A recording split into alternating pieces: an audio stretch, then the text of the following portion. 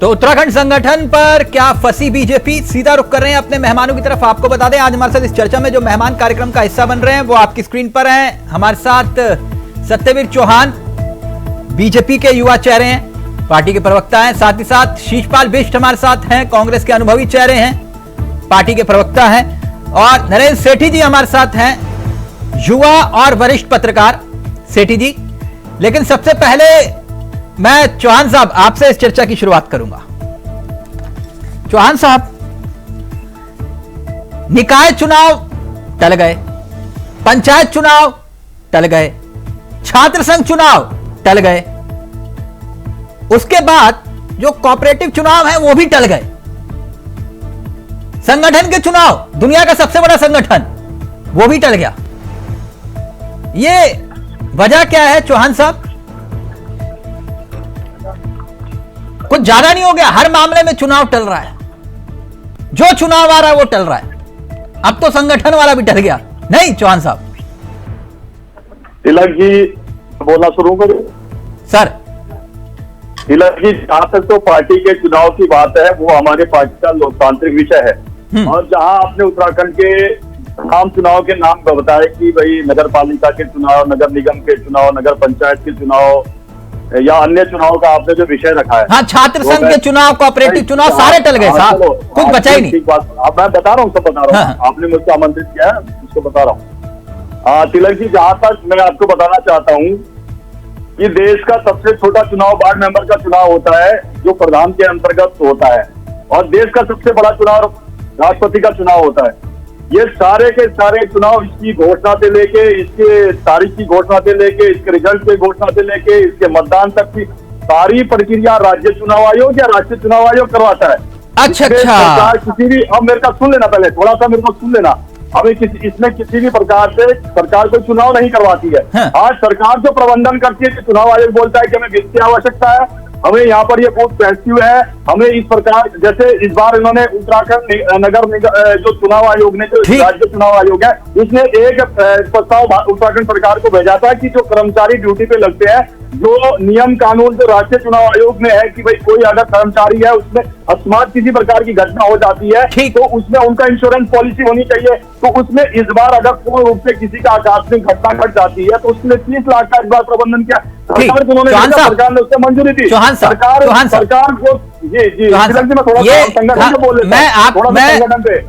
आपने मुझे ये दिव्य ज्ञान दिया, इसके लिए बहुत बहुत आभार आपका। मैं इसलिए ये बात कह रहा था, एक मिनट, मुझे नहीं मालूम था कि निकाय चुनाव में राज्य सरकार की कोई भूमिका नहीं होती है या पंचायत चुनाव में कोई भूमिका नहीं होती है। अब आपने बोल दिया, एक मिनट सर, ये कोर्ट में जब मामला गया तो कोर्ट ने ये क्यों राज्य सरकार को कहा कि चुनाव करो? क्योंकि भूमिका तो है ही नहीं।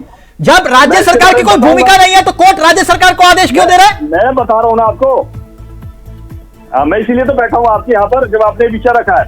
बताइए ना सर। हाईकोर्ट का विषय करा, हाईकोर्ट का विषय कहा तिलक जी, इस देश के अंदर बहुत बड़ी पिटीशन घूमती है, 365 दिन 24 घंटे 7 दिन घूमती है, और हमको हाईकोर्ट ने बुलाया, हमने हाईकोर्ट में गए, हाईकोर्ट ने बोला कि भाई आपको अगर चुनाव आयोग अगर चुनाव तो ये संगठन के चुनाव भी चुनाव आयोग करवाता है आपके? हमें तो किसी प्रकार का वैसा, आपके बीजेपी संगठन के चुनाव भी चुनाव आयोग ही करवाता है? जहां तक संगठन चुनाव की बात करी आपने, थोड़ा सा तिलक जी मैं बताना चाहता हूँ, कोविड के कारण हमारे पहले तो हमारी जो सदस्यता अभियान था वो इस बार डिले हुआ, मगर इस बार जब सदस्यता अभियान हमारा उत्तराखंड के अंदर हुआ, हमने ऐतिहासिक सदस्यता अभियान ऑनलाइन डिजिटल, जो भारतीय जनता पार्टी डिजिटल के लिए हमेशा आगे साथ बढ़ाने के लिए काम करती है, हमने 21 लाख से अधिक डिजिटल सदस्यता ली है। उसमें तो शीशपाल बिष्ट का आपके सदस्य बन गए थे। मैं उस विषय में नहीं जा रहा, मैं ये कह रहा हूँ कि ये संगठन के चुनाव जो है चुनाव आयोग टाल रहा है। नहीं, प्रक्रिया बता रहा हूँ मैं, इसकी आपको बता दे रहा हूँ प्रक्रिया, सुन तो लीजिए। फिर उसके बाद हमने सक्रिय सदस्य बनाया, हमने उसकी लिमिट लगाई कि कौन सक्रिय सदस्य की श्रेणी में आ सकता है, नहीं आ सकता। उसके बाद जो उत्तराखंड के अंदर 11,729 बूथ है, वहां पर हमने अपनी जितने भी बूथ अध्यक्ष को गठित कर दिया। उन बूथ अध्यक्षों जो बूथ समितियां बनती है, जो 25 लोगों की समिति बनती है, वो समिति हमने बना दी है, वो जिलों में हमारी बनके तैयार हो गई है। अब उसका हम उसको डिजिटाइज करने में हम धीरे धीरे छोटा सा उत्तर दे दीजिए चौहान साहब। और जहां तक चौहान साहब, मैंने सिर्फ ये पूछा कि निकाय चुनाव से आपके संगठन के चुनाव का क्या लेना देना? अनुशासन के आगे बढ़ रही है। चौहान साहब, निकाय जी, चुनाव जी। से आपके संगठन के चुनाव का क्या लेना देना? आप दुनिया का सबसे बड़ा संगठन है नहीं? तिलक जी, ऐसे तो स्वस्थ परंपरा में मैं कहूँ कि जब कोई भी चुनाव होता है और पार्टी के कार्यकर्ता चाहते हैं कि हम पूर्ण ऊर्जा के साथ उस चुनाव में लगे, तो कार्यकर्ताओं की भावनाओं का आदर किया जाता है। यस, नहीं, कार्यकर्ताओं की भावना नहीं, इसे बोलते हैं कि डैमेज ना हो उससे पहले डैमेज कंट्रोल कर लो। इसे बोलते हैं कि डैमेज ना हो उससे पहले डैमेज कंट्रोल कर लो। यही फर्क है आप में और कांग्रेस में कि आप वक्त से पहले डैमेज कंट्रोल कर लेते हो। एक मिनट शीशपाल जी, वैसे आपको संगठन के मामले में बोलने का अधिकार तो है नहीं, क्योंकि आपका संगठन इनसे 10 गुना आगे है। नए प्रदेश अध्यक्ष तो मिल गए, कितना वक्त हो गया करण जी को, महाराज जी को? अब तो नए भी नहीं बोल सकते उनको, 3 साल तो हो गए शायद जी। तिलक जी होने वाले हैं। तो अभी तक तो कार्यकारिणी का ही गठन नहीं हुआ, तो उन्होंने तो सिर्फ संगठन के चुनाव टाले। नहीं विश जी, आपके यहां तो मामला ही कुछ और है, जिसमें किसी को कोई लेना है खाता ना बही। जो हरीश रावत कहते थे कि जो हरीश रावत बोले वही सही, आपके यहां खाता ना बही, जो आपके प्रदेश प्रभारी बोले वही सही। देखिए तिलक जी, जहां तक कांग्रेस पार्टी के संगठन का सवाल है, आदरणीय प्रदेश अध्यक्ष करण महाराज जी के नेतृत्व में लगातार कांग्रेस पार्टी मजबूत हो रही है। और जहां तक कार्यकारिणी का सवाल है, कांग्रेस की कार्यकारिणी काम कर रही है और मैं प्रदेश प्रवक्ता के नाते आपके डिबेट में बैठा हूँ, ये इसका एग्जाम्पल है। निश्चित तौर पर जब भी संगठन में फेरबदल तो कौन सी लिस्ट थी जो प्रदेश प्रभारी ने फाड़कर फेंकी थी? किया जाएगा वो आपके जो प्रदेश प्रभारी ने लिस्ट फाड़कर फेंकी थी, वो कौन सी लिस्ट थी? नहीं, देखिए 2-3 नियुक्तियां हुई थी। अच्छा, 2-3 हुई थी, आई थी। अच्छा, आई थी तो निश्चित तौर पर उससे सुझाव मांग लीजिए थे। वो 2-3 नियुक्तियां 3 साल में 3 नियुक्तियां की, उसमें भी बवाल हो गया। खैर कोई बात, इनके आप कार्यकाल मुझे मेरी बात रखने दीजिए तिलक जी। देखिए प्रदेश के अंदर आप देखिए कि प्रचंड बहुमत से चुनी हुई सरकार है। पंचायतों के चुनाव टाल दिए गए हैं, वहां पर प्रशासन बिठा दिए हैं। निकाय के चुनाव साल भर से टाले जा रहे हैं, सहकारिता के चुनाव साल भर से टाले जा रहे हैं। सहकारिता में तो चुनाव घोषित हो गए थे, उसके बाद जो है तारीखें आगे बढ़ा दी गई है और अगर बढ़ी हुई तारीखों में भी सहकारिता के चुनाव नहीं हो रहे। छात्र संघों के चुनाव की क्या स्थिति है, छात्र लगातार आंदोलन कर रहे हैं। भाजपा संगठन का चुनाव इनका अंदरूनी मामला है, लेकिन लोकतंत्र में भाई जब समाप्ति हो गई तो निश्चित तौर पर अगर इसी अध्यक्ष का कार्यकाल बढ़ाना तो बढ़ा दीजिए। तू जो है किसी को बोलने का नहीं, आप क्यों इतना इंटरेस्ट ले रहे हो? उनके घर का मामला है ना। नहीं, हम इंटरेस्ट इसलिए ले रहे हैं, लोकतंत्र के लिए राजनीतिक दलों का आंतरिक जो है मसला भी समय पे निपटना चाहिए। आंतरिक चुनाव भी समय पे होना चाहिए, उससे क्यों भागना? और भाजपा ने तो प्रदेश अध्यक्ष का चुनाव करा पा रही है, राष्ट्रीय अध्यक्ष का चुनाव करा पा रही है। लोकतंत्र में जो पार्टी प्रदेश और देश की सत्ता में बैठी हुई हो, उसकी जिम्मेदारियों प्लीज जल्दी से सेठी साहब के पास। निश्चित तौर पर जहाँ तक मैं आपको बताऊं कि अभी हमारे लिए बहुत ही आज विशेष दिन है। आज हमारे राष्ट्रीय महामंत्री संगठन आदरणीय है और हमारे सदस्य BL संतोष जी अभी उत्तराखंड प्रवास पर हैं और अभी वो बैठक भी ले रहे हैं और ये हमारे लिए बहुत ही ऊर्जा का काम करेगा कि हमारे जब संगठन के हमारे प्रेरणीय यहाँ पर आते हैं। और हमारे लिए देखो, मैं तिलक जी बड़ी ईमानदारी के साथ बताना चाहूंगा, हमारे लिए कोई भी चुनाव विशेष होता है, चाहे किसी प्रकार का चुनाव हो, क्योंकि हम लोकतंत्र की व्यवस्था में विश्वास रखने वाले लोग हैं। हमने कभी भी लोकतंत्र का गला घोटने का काम नहीं किया है और हमने स्वतंत्र लोकतंत्र में किस प्रकार से लोगों को मजबूत नहीं, शीशपाल जी कह रहे हैं आप डर रहे हैं, हम इसको डर बोलते हैं। तिलक जी डर किस बात का? हमारा वो कह रहे हैं हार जाओगे, हार का डर है निकाय चुनाव में, यही बात है ना शीशपाल जी? अरे निश्चित तौर पर ये पिछले बार उसमें भी आ गया और रिजल्ट आएंगे इनके लिए विशेष दूरबीन का इस्तेमाल करना पड़ेगा कि यहाँ कहाँ कांग्रेस कहाँ दिख रही है। इनको चिंता करने की आवश्यकता है।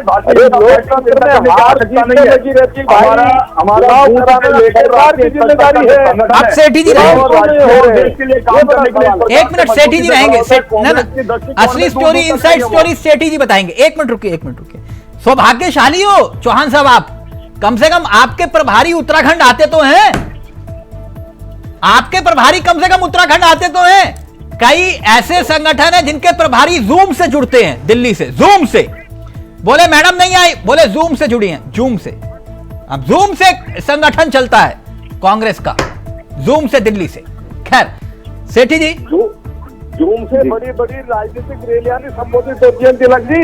बेश जी, तो क्या वो बहुत बहुत बधाई हो आपको, बहुत बहुत बधाई हो। ऐसा प्रदेश प्रभारी और ऐसा संगठन आपको बहुत बहुत मुबारक हो। ठीक, डिजिटल एक युग है मिनट तिलक जी, सेठी जी, डिजिटल युग है ना दिखाई दे रहा है ऐसा डिजिटल युग जो है, जो संगठन भी जो है वो दिल्ली से चल रहे हैं। और ठीक, सेठी जी रहेंगे अभी। एक अच्छा लगता ना शीशपाल जी, प्रदेश संगठन को दिशा निर्देश दे रही है। शीशपाल जी, अगर मैं डिजिटल वाली बात बता दूंगा फिर अच्छा लगेगा आपको। इसमें क्या दिक्कत है? आपके उत्तराखंड प्रदेश कार्यालय के डिजिटल वाली कहानी सुना दूंगा तो फिर अच्छा लगेगा सबके सामने, है ना? फिर इसलिए यही रुक जी। तिलक जी, कांग्रेस गरीब पार्टी है, संसाधन विहीन पार्टी है, संसाधनों की कमी है, इसे हम स्वीकार करते हैं। इसमें क्या दिक्कत है? संसाधन विहीन। अरे शिषपाल जी जिनके प्रधान जिले के प्रधानमंत्री होते थे, शिषपाल जी समझ गए। ये अभी तिलक दो कंप्यूटर वाली कहानी सुनाएगा और 2 कंप्यूटर में से 1 कंप्यूटर खराब है ये बता देगा। इससे पहले उन्होंने कहा कि नहीं है हमारे पास संसाधन। 1 मिनट सेठी जी, 1 मिनट, एक सेठी जी को रहने दीजिए। अब 1 मिनट आप बताएंगे सेठी जी। सेठी जी, संगठन के चुनाव भी टल गए बीजेपी में, क्या है इनसाइड स्टोरी, जरा बताइए सर। देखिए तिलक जी, जो 60 साल कांग्रेस ने इस देश में राज किया, हाँ, और उसमें से भी केवल 1 दशक उन्होंने डिजिटल युग के जो प्रारंभिक काल था उसमें उनको शासन करने का मौका मिला, और उसके बाद डिजिटल युग की बागडोर भारतीय जनता पार्टी ने संभाल ली।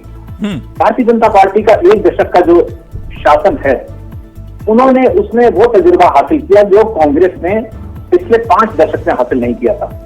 और ये दक्षता के मामले में इनके समकक्ष आ गई भारतीय जनता पार्टी। ये स्थिति है। आज जैसे मौसम वैज्ञानिक बता देते हैं कि रुद्रप्रयाग में और इस जगह बारिश होगी और यहाँ पे भूस्खलन भी हो सकता है, और यहाँ पे बारिश गर्द के साथ छींटे पड़ेंगे, ओले पड़ेंगे, और यहाँ सूखा रहेगा। ये पूरा का पूरा डाटा हमारे पास मेट्रोलॉजिकल डिपार्टमेंट दे देता है। बिल्कुल। इनका जो राजनीतिक मेट्रोलॉजिकल डिपार्टमेंट है इनका, भारतीय जनता पार्टी का, वो बहुत स्ट्रांग है। ये हवाएं भांप लेते हैं और ये जान लेते हैं किस जगह पर नमी है जनादेश की और कहां पे इनको मजबूत आधार है। उसी के अनुरूप भाजपा अपना कदम बढ़ाती है। और ये एक समझदारी का भी बात कही जाएगी, मैं इसको डर नहीं कहूंगा, ये कैलकुलेटेड मूव है। और उस कैलकुलेटेड मूव के तहत, ये तो रणनीति का एक काबिल रणनीतिकार का तो ये तो बहुत अच्छा पैमाना हुआ कि भाई आपको मालूम है कि मौसम खराब है, अभी घर से मत निकलो। हाँ, तो ये मौसम तो भांपा ही है। जो मौसम भांपने के बाद जो कुछ फ्लाइट रद्द की गई, कुछ ट्रेनें कोहरे की वजह से रोकी गई, और कुछ जो सड़क मार्ग रोके गए कि यहाँ भूस्खलन हो सकता है, तो ये सारा जो समावेश है राजनीतिक, ये उसको देखते नहीं तो लिया जाए नहीं। अदरवाइज सीधा एक साथ में उसकी अधिसूचना जारी होती और उसके बाद आचार संहिता लागू होती और चुनाव की प्रक्रिया आरंभ हो जाती। नहीं, आपको लगता है कि अब टेम्पो थोड़ा बढ़ गया होगा क्योंकि केदारनाथ में जीत हुई, उसका कुछ ना कुछ असर पड़ेगा? बहुत तेज गाड़ी आ रही है तो आगे लिखा भी होता है कि कृपया धीरे चलाएं, आगे स्पीड ब्रेकर है। तो अक्सर आपने हाईवे पे जो ट्रैवल किया उसमें देखा भी होगा। तो जरूरी नहीं कि एक स्पीड पर वो चले, क्योंकि यहाँ का जो मतदाता का मूड है वो हमेशा ऑल्टरनेटिव रहा है, एक बार सीधा एक बार उल्टा, और उसको भांपना मौसम की तरह यहाँ के मतदाता का मूड भांपना भी बहुत कठिन बात है। और उस कठिनता के बीच, उस जटिलता के बीच में दोनों भी दल पशुपेश में रहते हैं, चाहे वो कांग्रेस हो भाजपा। नहीं, लेकिन चौहान साहब बता रहे हैं कि वो चुनाव आयोग की वजह से चुनाव टला है, इनका तो कोई लेना देना नहीं उसमें, निगम के चुनाव में, निकाय के और पंचायत के चुनाव में। और मेरे को नहीं मालूम कि छात्र संघ का चुनाव भी जो है वो आजकल चुनाव आयोग करवा रहा है। नहीं, वो कुछ चीजें ऐसी होती हैं जिसका इंपैक्ट दूर तक जाता है और उसमें परहेज करना।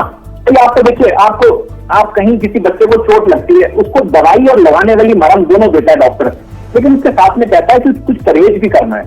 तो ये जो परहेज है ना इनके, जो अगर 4-6 चुनाव हैं तो उसमें 2 परहेज के तौर पर रोक दिया गया, तो ये रणनीति का ही एक हिस्सा है। ठीक, चौहान साहब कुछ कहना चाह रहे हैं। चौहान साहब बोलिए सर। तिलक जी, जहां तक आपने विषय भी रखा तो मैं बता देना चाहता हूं, जब भी किसी चुनाव में जाते हैं कई तरह की रणनीतियां बनती है, कुछ कमरों के अंदर बनती है, कुछ कमरों के बाहर बनती है। हाँ। इसमें कहने में मुझे कोई हिचक भी नहीं है और किसी प्रकार की शंका भी नहीं है। कुछ रणनीतियां होती है कि मीडिया प्लेटफॉर्म पे लाई जाती है, जिससे कि एक यानी सेठी जी ने सही बताया ना, यही मामला है। मैं थोड़ा सा बता दूं, हाँ। कुछ रणनीतियां मीडिया के प्लेटफॉर्म पे रखी जाती है, कुछ बंद कमरे के अंदर रखी जाती है, और दोनों को मिला के जब चुनावी मैदान में उतरा जाता है तब उत्तराखंड की राजनीति में जो कीर्तिमान भारतीय जनता पार्टी ने रखे हैं, रचगड़े हैं, चाहे 2015 हो, 2022 हो, 2019 हो, 2024 हो, और आने वाले समय में जो रणनीतियां बनेगी और जो हमारे कार्य लोगों तक पहुंच रहे हैं, मुझे लगता है कि पूरे विश्वास के साथ कीर्तिमान बनेंगे। बिल्कुल ठीक कहा उन्होंने कि दो तरीके की रणनीति बनती है, एक कमरे के अंदर और एक कमरे के बाहर प्लेटफॉर्म पर, जो दिखाने के मतलब खाने के और दिखाने के दांत अलग अलग, लेकिन इसके साथ साथ में एक छत के ऊपर भी बनती है रणनीति बैठ के, जो पूरी प्रदेश को एक टावर, एक कैसाई टावर के रूप में उसको प्रदर्शित किया जाता है कि ये रणनीति क्या डिस्प्ले कर रही है, जो पूरी अभी आप चर्चा कर रहे थे उसी का हिस्सा है ये बता। नहीं सेठी जी, यहाँ एक और बड़ा इंटरेस्टिंग पॉइंट जो कि आप बता सकते हैं। चौहान साहब एक मिनट ये तो तय है ना कि भाई जो अब तक के संगठन, चाहे वो कांग्रेस का या बीजेपी का, प्रदेश अध्यक्ष की भूमिका जो होती है, जो सीएम का फेवरेट होगा, अगर सत्ता में है तो सीएम का फेवरेट वाला मानना चलता है। यही होता है ना सर? बिल्कुल बिल्कुल यही भाई। जैसे कांग्रेस का हुआ, हाँ, कांग्रेस में अगर किसी ने चाहा कि यशपाल आर्य प्रदेश अध्यक्ष बने तो बने, किसी ने चाहा कि किशोर उपाध्याय प्रदेश अध्यक्ष बने तो बने, किसी ने चाहा गणेश गोदयाल प्रदेश अध्यक्ष बने, किसी ने चाहा कि अजय भट्ट प्रदेश अध्यक्ष और नेता प्रतिपक्ष दोनों रहे तो रहे, जबकि एक व्यक्ति एक पद का सिद्धांत था बीजेपी में, लेकिन नहीं, उसको इंप्लीमेंट किया, अजय भट्ट प्रदेश अध्यक्ष और नेता प्रतिपक्ष दोनों रहे। ये तो हुआ ना सेठी जी, गलत तो नहीं कह रहा? तो यही मामला है। हाँ, शिथिलता दी गई हाँ नियमों में और संगठन के। तो कई बड़े चेहरे तो प्रदेश अध्यक्ष बनना चाह रहे होंगे ना, जो आजकल मामला थोड़ा खाली टाइप का है। पहले एक कुर्सी खाली तो हो, वहां से उठे तो सही हो। मतलब अब प्रदेश अध्यक्ष बनने की जो चाहत रखने की लाइन है, हाँ। जो फहरिस्त है, वो भी तो लंबी है ना। तो आप ये कह रहे हो कार्यकाल बढ़ाया भी जा सकता है? तो फिर वो ये दोबारा हो गया कि यानी कि मौसम अनुकूल नहीं है, मौसम संगठन का हो। हाँ, चौहान साहब प्लीज जल्दी से, फिर शीशपाल जी वेट कर रहे हैं। ये मामला मौसम थोड़ा कह रहे हैं कि बिगड़ा हुआ है। हमारे लिए किसी प्रकार का मौसम तिलक जी बिगड़ा हुआ नहीं है। हाँ। हमने पिछले 7 वर्षों में उत्तराखंड में जिस प्रकार से काम किया है, तो मैं एक दो आपको बताना भी चाहता हूँ। भारत सरकार की रिपोर्ट रिलीज हुई थी कि उत्तराखंड में 9 लाख से अधिक लोग गरीबी रेखा से बाहर के निकल के आए। 72,000 से अधिक हमने सहायता समूह के संगठन बनाए हैं। इस केदारनाथ की 4 धाम की यात्रा में, केदारनाथ में जो सहायता समूह की महिलाएं थी, उन्होंने 1 करोड़ से अधिक का कारोबार किया है। ये क्या दिखाता है उत्तराखंड के अंदर की लोगों को किस प्रकार से सरकार की नीतियों से जोड़ा जाता है। प्रत्येक घर तक हमने जिस प्रकार से आपने भी कई चुनाव देखिए, आपने भी कई चुनाव देखे, हमने भी देखे। आपने कितने कार्यकर्ता उनके स्वास्थ्य की चिंता करी। सर चौहान साहब, आप भी जानते हैं, हम भी जानते हैं, किस योजना के आधार पर कितने वोट मांगे जाते हैं हमें भी मालूम है, सेठी जी को भी मालूम है ना। हम अपने कार्यों के आधार पर नहीं, सेठी जी ये कह रहे हैं कि भाई योजना के आधार पे हमें वोट मिलता है। ये परंपरा है। नहीं, यहाँ का मतदाता जो मूड बना लेता है वो होता है। और अगर वहां पे चाहे फिर आप घोषणाओं की या आप किसी भी तरीके की बारिश कर दीजिए, लेकिन अगर जो मतदाता ने ठान लिया वो उसी के अनुरूप चलेगा। जो ये काम स्टेट की जो LIU है इनके साथ है, वो जब उसकी फीडबैक रिपोर्ट आती है तो उसके बाद के निर्णय होते हैं कि आगे चुनाव में कदम रखना है या अभी कुछ समय रुकना है। ठीक, शीशपाल जी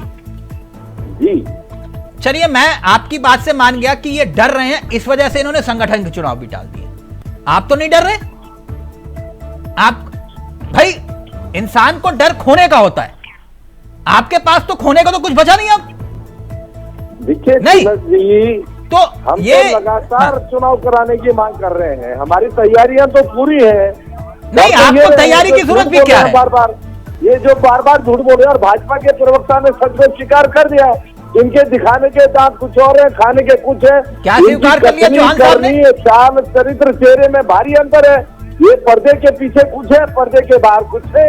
तो हम लगातार कह रहे हैं, ये बार झूठ बोलते हैं केवल विज्ञापनबाजी करते हैं, लेकिन जो है न प्रदेश में युवाओं को रोजगार मिल रहा है, न बेटियों को सुरक्षा मिल रही, न पहाड़ से पलायन। नहीं, चौहान साहब ने क्या गलत बोला भैया? वो कह रहे हैं कि दो रणनीति होती है, कमरे के बाहर और कमरे के अंदर।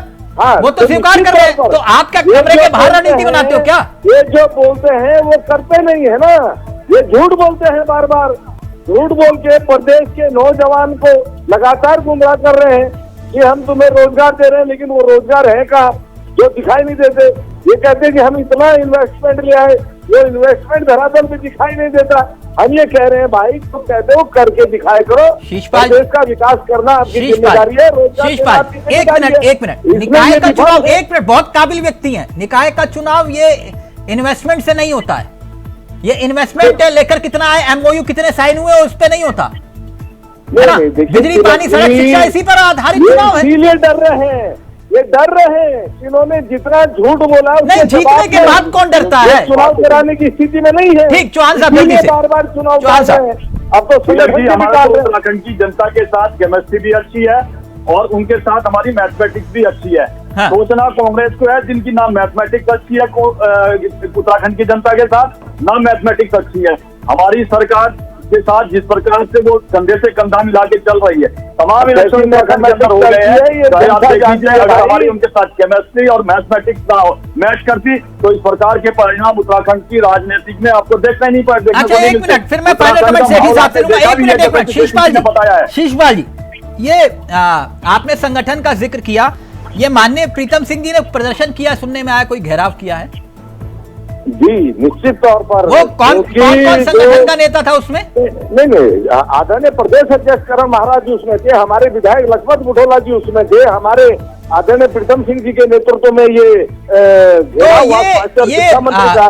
जैसे एक महीने से वो प्रदेश के स्वास्थ्य और शिक्षा मंत्री से नहीं, वो बात ठीक है, लेकिन बीसी एक बात, एक मिनट नहीं देंगे तो आप समझ नहीं, लोकतंत्र के भाई, ये तो आह्वान प्रदेश अध्यक्ष को करना चाहिए था कि पूर्व प्रदेश अध्यक्ष को करना चाहिए था? नहीं, देखिए, पूर्व प्रदेश अध्यक्ष जी ने इसलिए आह्वान किया, एक महीने से जो है शिक्षा और स्वास्थ्य मंत्री नहीं, तो अगर प्रदेश अध्यक्ष कर देते तो क्या होता? गलत मुद्दों पर वो अपनी बात रखना चाहते। सर, मैं आपकी बात समझ गया शीशपाल जी, मैं ये कह रहा हूँ कि अगर प्रदेश अध्यक्ष आह्वान कर देते तो क्या होता? नहीं, ऐसा अगर आप पूर्व अध्यक्ष जी ने आह्वान कर दिया नहीं, ऐसे तो कल को शीशपाल जी कहें कि नहीं, मेरा मूड खराब है, आज मैं इनके खिलाफ प्रदर्शन करूंगा। नहीं, कर सकते हैं ना, अगर दिक्कत हो रही है। मतलब बिना प्रदेश अध्यक्ष की अनुमति के एक नेता इतना मजबूत है कि भाजपा की चूल्हे हिलाने में सक्षम है। सर, आप लोगों ने कितनी चूल्हे हिलाई है वो कांग्रेस प्रदेश कार्यालय में दिखाई देता है। एक मिनट, जनता का फाइनल कमेंट सेठी जी, विपक्ष के नेताओं, सेठी जी का फाइनल कमेंट रहेंगे। सेठी जी, मतलब कांग्रेस भी अजब गजब है उत्तराखंड में। वो कह रहे हैं कि माननीय प्रीतम सिंह जी का मूड खराब हुआ इसलिए उन्होंने प्रदर्शन कर दिया। क्या हो गया? प्रदेश अध्यक्ष को बता दिया गया था कि भाई आ जाना, हम प्रदर्शन कर रहे हैं। मतलब गजब कहानी है कांग्रेस में भी। नहीं सेठी जी, देखिए, जनमत का सम्मान करना और जो हकीकत है उसको स्वीकार करना संगठन की मजबूती इसमें है। किसी भी तरीके से संगठन के चुनावों को टालना एक उसी तरीके से है कि आपको कोई रोग या कोई दर्द तो है, लेकिन आप सिर्फ उसको टेम्परेरी तौर पर उसकी रिलीफ पाना चाहते हैं। उसका नहीं हो सकता है चौहान जी अच्छे डॉक्टर से इलाज करवा रहे हो।